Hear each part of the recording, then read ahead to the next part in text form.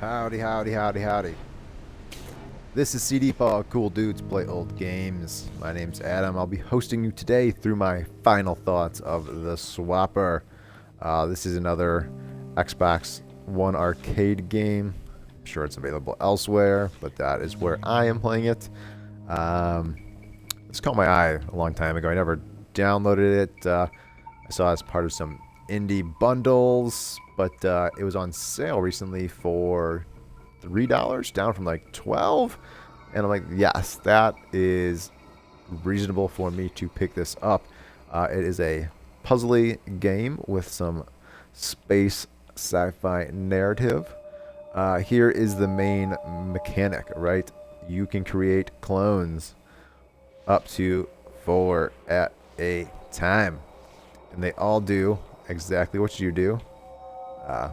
These beams kill them, but yeah, so they jump, you jump, da da da da da, and if you walk into them, you recollect them and have your options again. So that's mechanic A. Mechanic B is the swapper, where you switch bodies. I'm not controlling the one on the left, so I can create a clone and then swap to him in midair, and now I'm controlling the one on the right. And you have to use that to solve puzzles, which are essentially getting to these crystal ball like deals over here. So the difficulty comes in that there are these lights around and they do different things. So blue, you cannot, so I can create a clone around here, but I cannot create the clone in the blue area. I can shoot swap rays in there if I manage to get a clone there, but I cannot create a clone there. Now red, I can create a clone in it. Let me get a guy up here first. So I swapped this guy. I'm up the top now. So I can create a clone up there. However, my swap, I cannot shoot the swapper into there to take over that one. So, as you can see, I have to figure out how to get over to that. But you have to be in control of the clone of the spaceman that touches the crystal ball to collect it. So I can't, so you gotta remember, I'm the one on the bottom right. I can keep running left and do that, but it doesn't count because I'm not controlling that guy. But I can't create new blue guys, new clones in the blue, but I can swap. Kapowser. So that's the main concept of the game. The puzzles get more and more challenging as you go. There are some that definitely had me scratching my head after trying them for 15 minutes.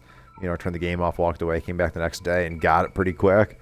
The last one that I ended up doing in the game, actually, I'm not going to lie, after 2 attempts over 2 different days and spending a lot of time, I watched the video. I got just the first clue in and figured it out, but it did stump me.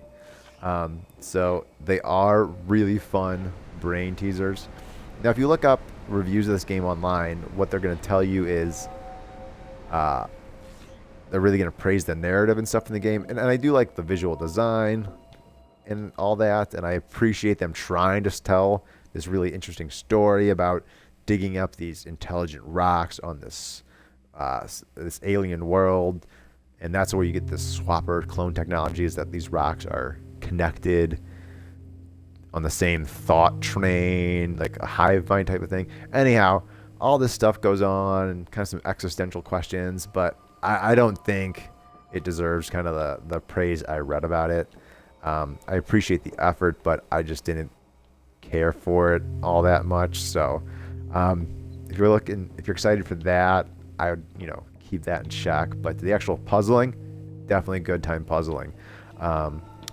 Sometimes you get these boxes, and you can create a clone, and the clone can pull it for you if you hold the hold button. So it's kind of interesting stuff goes on. Lots of switches involved. So that first puzzle we did, no switches. This one's all about getting these switches to turn off the lights. So that switch pulls that wall up. All right. What does this one do? That first one. So let's get a guy up there. So now that he's safe... Oh no, hang on. What's going to happen if I do this? Yep, so he's safe in there. Now I can push this block over there. Now that's there. So, see? Now I'm safe to do that. Chickow! So now is there, not only are there blue lights and red lights, later on you also encounter pink lights, which combine both those things. You cannot create a new clone in the pink light, nor can you swap to an existing clone in the pink. So those are even freaking bitchier. There's also some like 0G rooms where you have to use the swapping beam kind of as a thrust to push you along in 0G, and the whole screen rotates. So these are those rocks I was referring to. But those elements are small and far between.